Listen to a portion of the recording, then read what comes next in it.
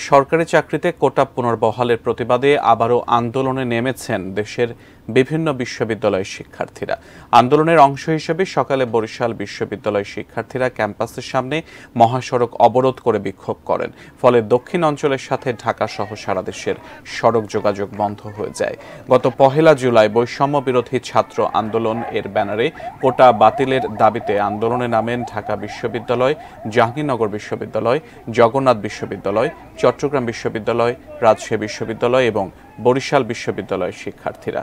কোটা বাতিলের দাবিতে আগামীকাল 4 জুলাই পর্যন্ত লাগাতার কর্মসূচির ঘোষণা দেন পাবলিক বিশ্ববিদ্যালয়ের শিক্ষার্থীরা।